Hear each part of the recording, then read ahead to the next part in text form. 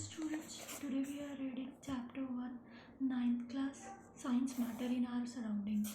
So first, you must know what is matter. Matter is anything that occupies space and have some mass.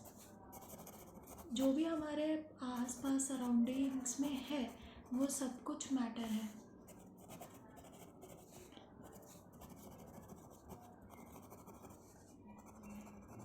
For example, paper, pen, air, everything around us is matter. जिसका भी कुछ जो भी substance कुछ space occupy करता है और उसका कुछ मास है, that is called matter. Now what is matter made up of? Matter is made up of particles.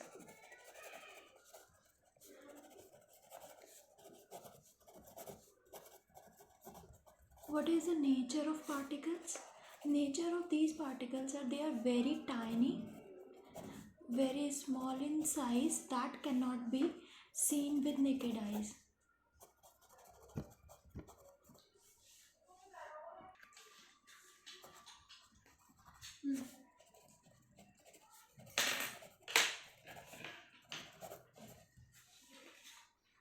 Next, characteristics of particles of matter.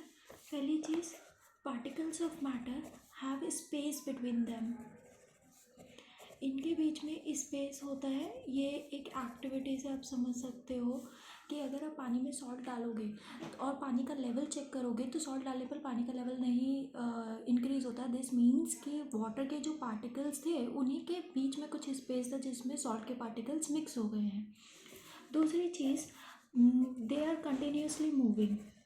Particles of matter are continuously moving. ये भी easily पता लगा सकते हो जब हम एक जगह पर इंसेंस स्टिक यानी कि अगरबत्ती जलाकर रखते हैं तो पूरे घर में उसकी स्मेल हो जाती है. या कि फिर एक कॉर्नर पे कोई स्प्रे करते हैं या सेंट स्प्रे करते हैं तो उसकी स्मेल जो है वो हर जगह फैल जाती है. इसका मतलब जो मैटर के पार्टिकल्स हैं वो मूव कर रहे हैं, वो एयर के पार्टिकल्स के साथ मिक्स होकर मूव कर रहे हैं, तो they are continuously moving. Third, particles of matter attract each other. ये भी एक एक्टिविटी से समझ सकते हो. अगर आप टैप ऑन करते हैं और टैप से जब पानी निकलता है उसे कट करने की कोशिश करेंगे तो it can not be cut down. तो इसका मतलब कुछ ना कुछ अट्रैक्शन है पार्टिकल्स ऑफ मैटर के बीच में. नेक्स्ट हम पढ़ेंगे states of matter. Matter 3 states में डिवाइडेड हो सकता है: सॉलिड, लिक्विड एंड गैस.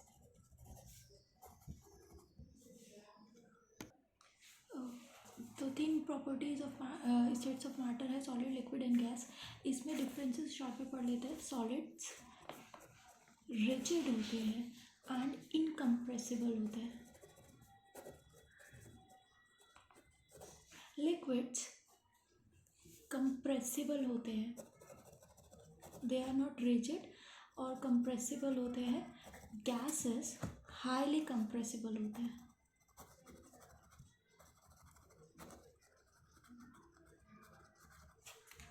दूसरी चीज़, सॉलिड के जो पार्टिकल्स होते हैं वो टाइटली बॉन्ड होते हैं, यानी कि फोर्सेस ऑफ अट्रैक्शन बहुत ज़्यादा होता है सॉलिड में. इसी वजह से ये रिजिड एंड इनकम्प्रेसिबल होते हैं. We can write large forces of attraction between the particles.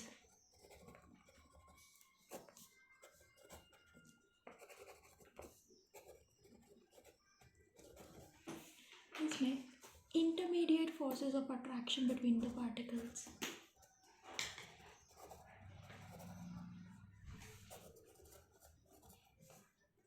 इसमें नेग्लिजिबल फोर्सेस होते हैं. गैसेस में ना के बराबर फोर्सेस होते हैं पार्टिकल्स के बीच में. Negligible forces of attraction between the particles. Next is they have spaces, very less spaces between the particles. Less या negligible spaces between the particles.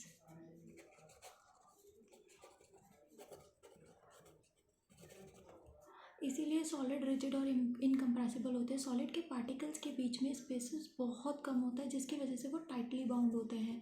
इसमें intermediate spaces between the particles.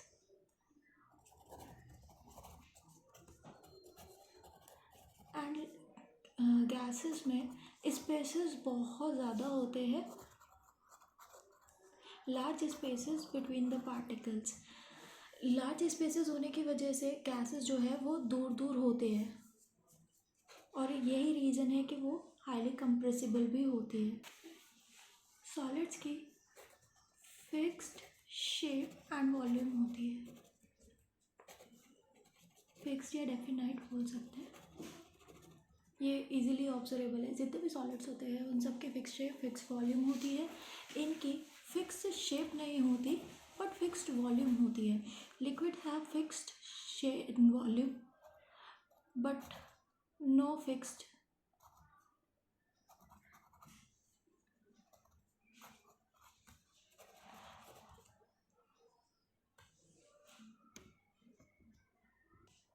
So liquids have fixed volume but no fixed shape.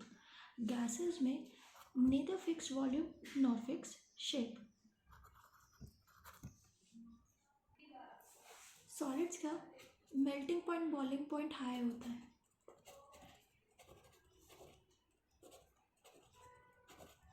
इनका intermediate होता है। Intermediate मतलब इससे कम but इससे ज़्यादा, gases से ज़्यादा होता है बट सॉलिड से कम होता है। इंटरमीडिएट MPBP, MP मतलब melting point and boiling point. इनमें लो MPBP, melting point two boiling point बहुत कम होता है। लास्टली डेंसिटी की बात करें तो सॉलिड्स की डेंसिटी हाई होती है। इनकी इंटरमीडिएट होती है, मतलब इससे ज़्यादा बट इससे कम। गैसेस से ज़्यादा बट सॉलिड से कम।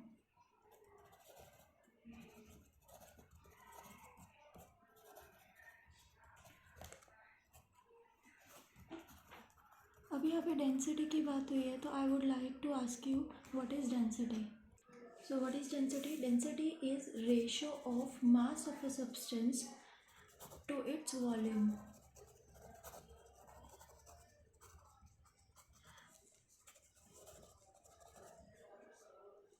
मतलब कि डेंसिटी किसके इक्वल होती है? मास अपॉन वॉल्यूम के, M/V। इसे आप ग्राम पर सेंटीमीटर क्यूब और केजी पर मीटर क्यूब में मेजर कर सकते हैं। This is SI unit density की। अगर नॉर्मली लैंग्वेज में बोले तो डेंसिटी मतलब गाढ़ापन, कोई सब्सटेंस कितना गाढ़ा है। तो हमें पता है सॉलिड्स जो है वो ज़्यादा गाढ़े होते हैं, उनके बीच में फोर्सेस ऑफ अट्रैक्शन सबसे ज़्यादा होता है, इसलिए उनकी डेंसिटी हाई होती है। लिक्विड्स उनसे कम गाढ़े होते हैं, इसलिए उनकी डेंसिटी कम होती है। एंड देन आता है गैसेस। गैसेस की डेंसिटी बहुत ही ज़्यादा कम होती है।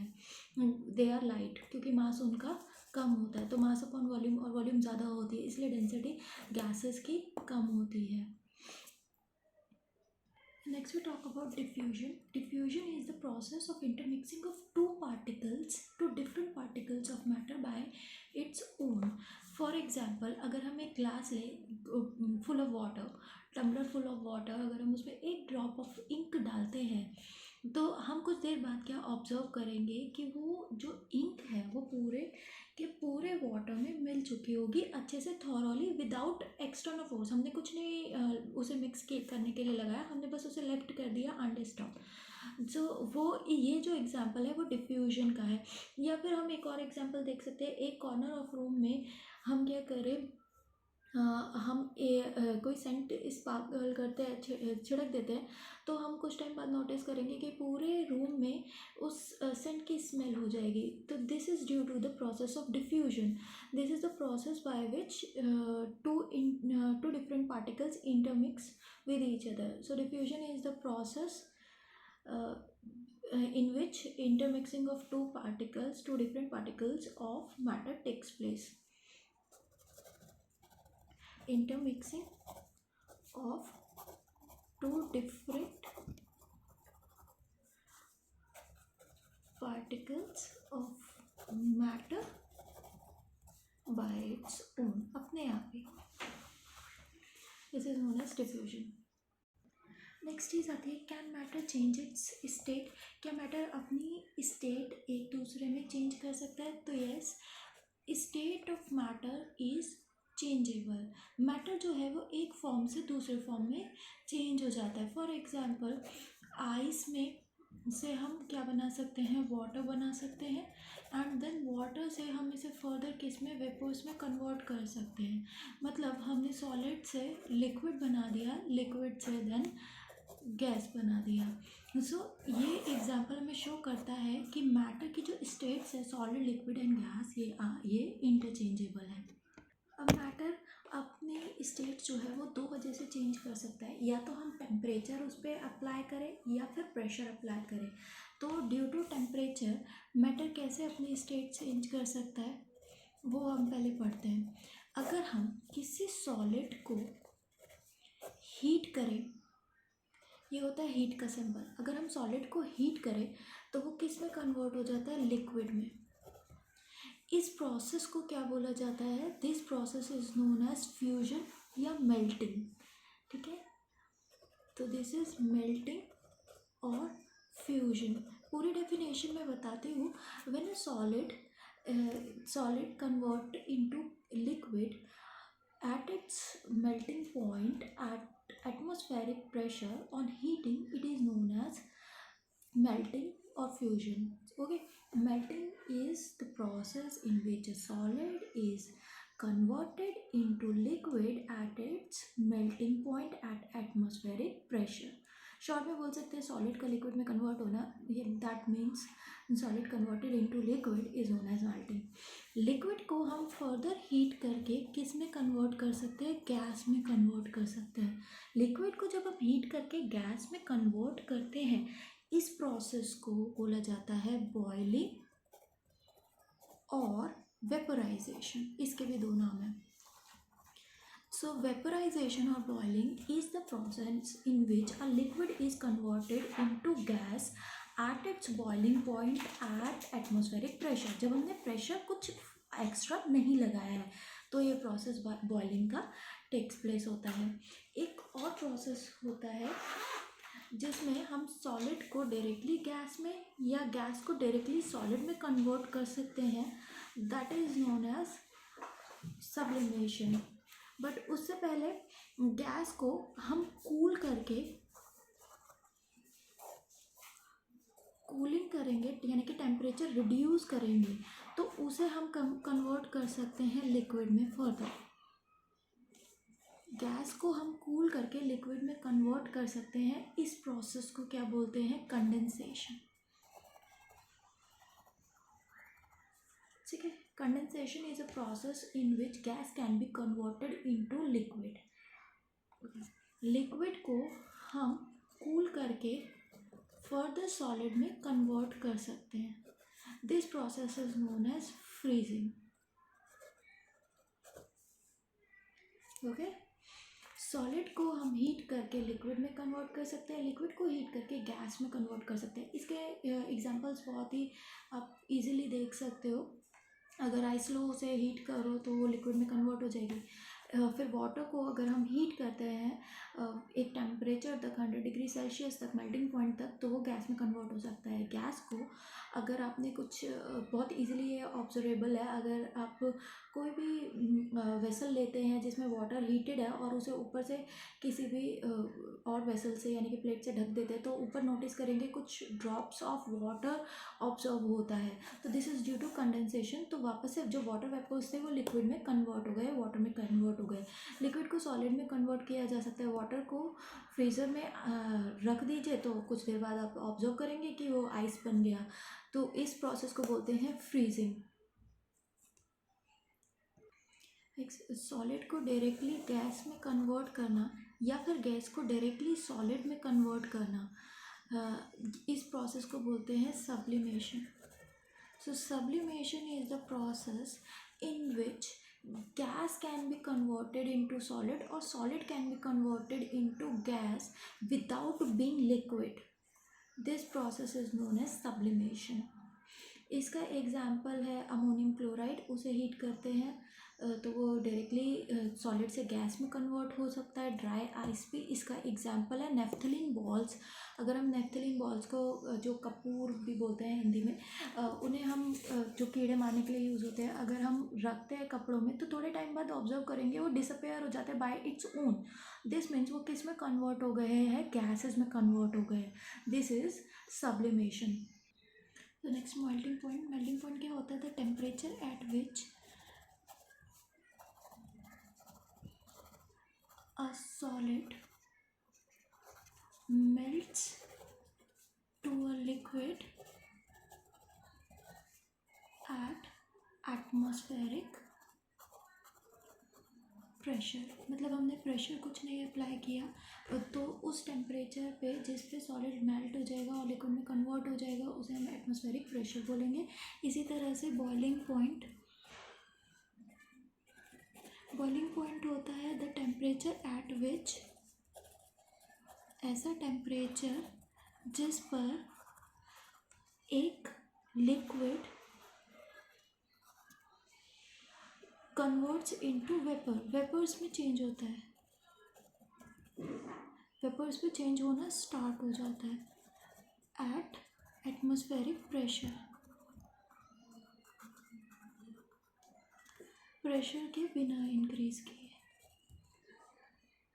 Next latent heat of fusion पढ़ते हैं. इससे पहले एक सवाल है जो बुक में दिया हुआ है. When a solid melts its temperature remains the same, so where does the heat energy go. जब हम एक सॉलिड को मेल्ट करते हैं, लिक्विड में वो कन्वर्ट हो जाता है तो टेम्परेचर तो सेम ही रहता है, तो वो सराउंडिंग्स का टेम्परेचर डजंट चेंज. तो इसका मतलब वो हीट एनर्जी कहाँ गई जो हमने प्रोवाइड की थी सॉलिड को लिक्विड में कन्वर्ट करने के लिए. वो हीट एनर्जी कहाँ जाती है? वो हीट एनर्जी एब्जॉर्ब हो जाती है बोन्स को ब्रेक करने में.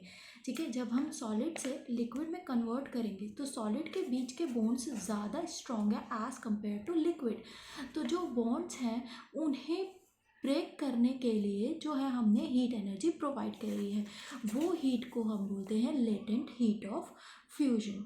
जो हीट की रिक्वायरमेंट होगी एक सॉलिड से लिक्विड को कन्वर्ट करने के लिए, that is latent heat of fusion. The heat energy required to convert 1 kg of solid into liquid at atmospheric pressure at its melting point is known as latent heat of fusion. मैं ये जल्दी से definition लिख देती हूँ. ये मैंने definition लिख दी है. The amount of heat energy required to change 1 kg of a solid into liquid at atmospheric pressure at its melting point. कितना अमाउंट ऑफ एनर्जी हमें 1 किलो सॉलिड को लिक्विड में कन्वर्ट करने के लिए चाहिए जब हम प्रेशर नहीं इंक्रीज कर रहे हैं, प्रेशर हमारा एटमॉस्फेरिक प्रेशर ही रह रहा है, तो उसे हम लेटेंट हीट ऑफ फ्यूजन बोलेंगे. इसी तरह से लेटेंट हीट ऑफ वेपराइजेशन होता है कि कितनी अमाउंट ऑफ एनर्जी हमें रिक्वायर्ड है 1 kg लिक्विड को किसमें, वेपर्स में कन्वर्ट करने के लिए eight atmospheric pressure at its boiling point. तो इसकी भी डेफिनेशन में लिख देती हूँ. ये मैंने डेफिनेशंस लिख दी. दीज डेफिनेशंस आर इम्पॉर्टेंट, इसे अच्छे से याद कर लेना. कई बार पूछा जाता है लेटेंट हीट ऑफ फ्यूजन के बारे में, लेटेंट हीट ऑफ वेपराइजेशन की डेफिनेशन. नेक्स्ट हम पढ़ते हैं effect of change of pressure. जब हम प्रेशर को चेंज करेंगे तो किस तरह से तीनों स्टेट्स मैटर की अफेक्ट हो सकती है. तो जब हम सॉलिड पे प्रेशर अप्लाई करते हैं तो सॉलिड के पार्टिकल्स बहुत पास है ऑलरेडी, इनके बीच में कोई स्पेसेस नहीं है. तो अगर आप इस पर प्रेशर अप्लाई भी करोगे तो स्पेस है ही नहीं, तो कहाँ मूव करेगा. अगर हम लिक्विड पे प्रेशर अप्लाई करते हैं तो प्रेशर अप्लाई करने के बाद इसके पार्टिकल्स थोड़े से पास आ जाते हैं. ठीक है, यानी कि ये कंप्रेस हो जाता है. अगर हम गैसेस पे अप्लाई करते हैं तो इसके पार्टिकल्स प्रेशर अप्लाई करने पर बहुत ज़्यादा पास आ जाएंगे. ठीक है, तो इसका मतलब सॉलिड को हम प्रेशराइज करके स्टेट चेंज नहीं कर सकते, बट लिक्विड और गैसेस पे थोड़ा सा इफ़ेक्ट होता है. तो इफ़ेक्ट कैसे होता है? अगर हम लिक्विड पे पहले हम गैस का पढ़ते हैं. गैस को अगर हम प्रेशर सप्लाई करेंगे, ज़्यादा प्रेशराइज करेंगे तो वो लिक्विड में कन्वर्ट हो जाएगा और ज़्यादा प्रेशर लगाने पर इट कन्वर्ट्स इनटू सॉलिड। तो गैस पे हम प्रेशर लगा के उसे लिक्विड में कन्वर्ट कर सकते हैं, लिक्विड से देन सॉलिड बना सकते हैं। सॉलिड का कोई इफेक्ट नहीं होता प्रेशर के एप्लीकेशन पर। Okay, that's it. Next, dry ice. Dry ice क्या होता है? Dry ice solid carbon dioxide gas होती है, सॉलिड CO2। ये एग्जाम्पल ऊपर अभी जो प्रेशर पड़ा उसी का है। जब हम CO2 गैस को प्रेशराइज करते हैं बहुत ज़्यादा तो वो लिक्विड से देन सॉलिड में कन्वर्ट हो जाती है। इसे हाई प्रेशर पर रखा जाता है, गैस सिलेंडर में स्टोर किया जाता है। सिलेंडर पर हाई प्रेशर में रखा जाता है। अगर प्रेशर कम किया जाए तो प्रेशर कम करने पर ये डायरेक्टली किस में कन्वर्ट हो जाती है? ये सॉलिड CO2 डायरेक्टली गैस में कन्वर्ट हो जाता है। तो it is an example of sublimation. Solid CO2 directly gas CO2 में कन्वर्ट हो जाएगा। सो दिस इज सब्लिमेशन का एग्जाम्पल। ये कई बार क्वेश्चन में पेपर में आता है, पूछा जाता है, तो ये भी याद कर लीजिएगा।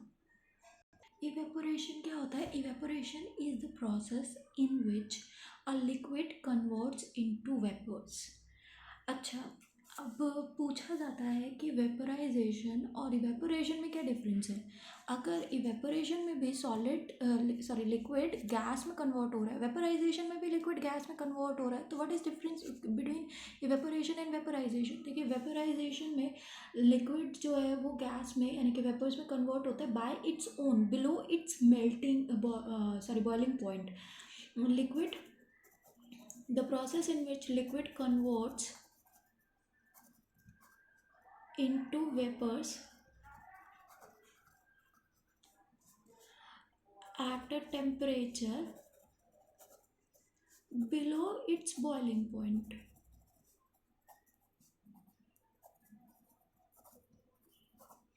बॉइलिंग पॉइंट से नीचे किसी भी टेम्परेचर पे लिक्विड वेपर्स में कन्वर्ट हो जाता है तो वो इवेपोरेशन होता है।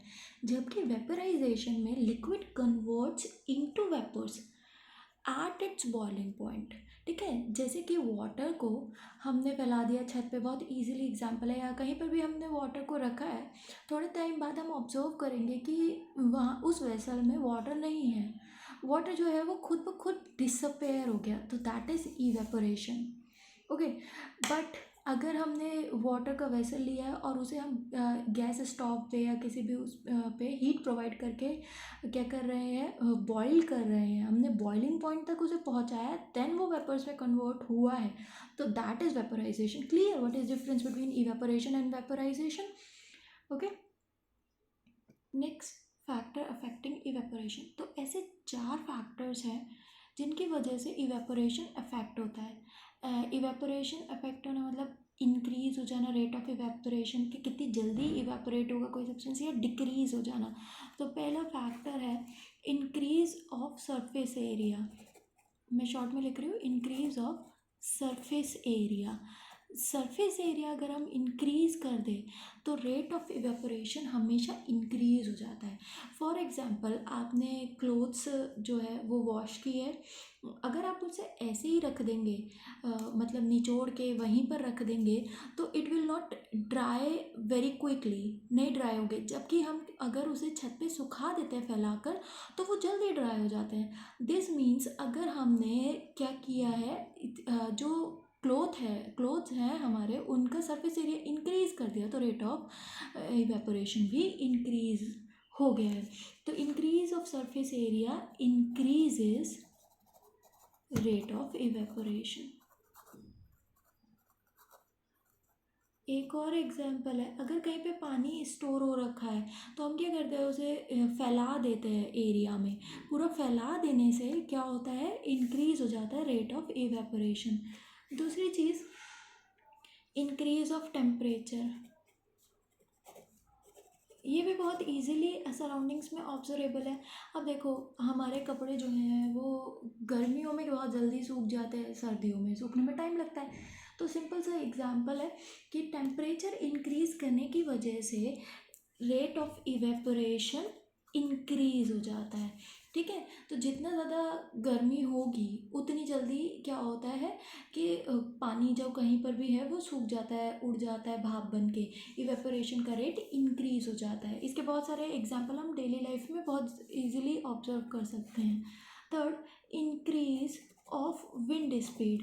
विंड स्पीड का मतलब हवा के इतनी तेज़ी से चल रही है। जब हवा तेज़ी से चलती है तो क्या होता है, रेट ऑफ इवेपोरेशन इंक्रीज हो जाता है, फास्टर होता है। अब ये भी बहुत इजीली ऑब्जर्वेबल है। एक चीज़ है, अगर हम स्वेटी होकर कमरे में रूम में आते हैं पूरा परस्पायर करके, मतलब पसीने में भीगे हुए, तो हम फैन जैसे ऑन करते हैं तो हमारा क्या कहते हैं, स्वेट जो है वो जल्दी इवेपोरेट होता है। अगर हम फैन नहीं ऑन करेंगे तो उसे इवेपोरेट होने में टाइम लगेगा, है कि नहीं। तो ये भी एग्जाम्पल है कि अगर हम विंड स्पीड इंक्रीज़ कर दें तो रेट ऑफ इवेपोरेशन इंक्रीज़ हो जाता है। एक और एग्जांपल है, वही कपड़े अगर हम सुखाते हैं, जब जिस दिन हवा ज़्यादा जल्दी चल रही होती है उस दिन क्या होता है, रेट ऑफ इवेपोरेशन फास्टर होता है, कपड़े जल्दी सूख जाते हैं। ऐसे ही बहुत सारे एग्जांपल आप इजीली डेली लाइफ में ऑब्जर्व कर सकते हैं। 2 जगह पानी डालिए और एक जगह हवा जो है तेज तेज करिए, हवा तेज तेज करेंगे, वहाँ पे ऑब्जर्व करेंगे कि पानी जल्दी सूख गया है, दूसरी जगह पानी नहीं सूखा है। फोर्थ चीज़ जो इवेपोरेशन के रेट को इफ़ेक्ट करती है वो है डिक्रीज ऑफ ह्यूमिडिटी।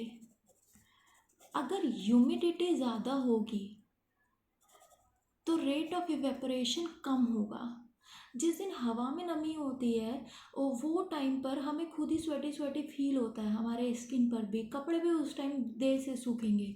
ह्यूमिडिटी जो, क्योंकि ऑलरेडी हवा में वाटर का प्रेजेंस है, तो वाटर जो है वो इतनी इजीली इवेपोरेट नहीं हो पाएगा, हवा जो है वो वाटर को इजीली कैरी नहीं कर पाएगी।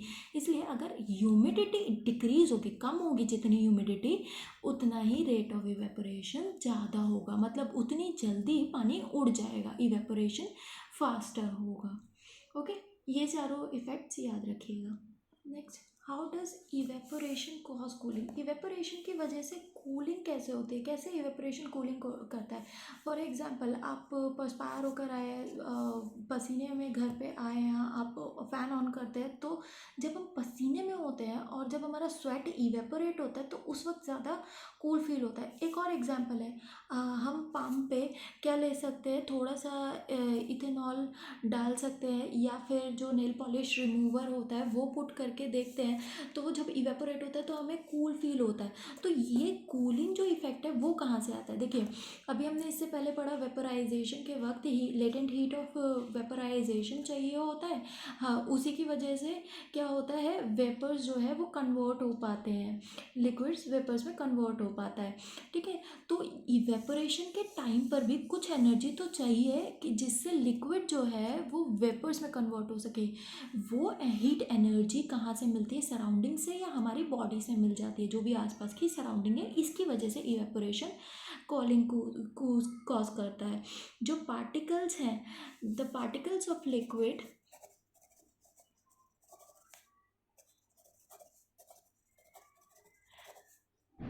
absorb energy from surroundings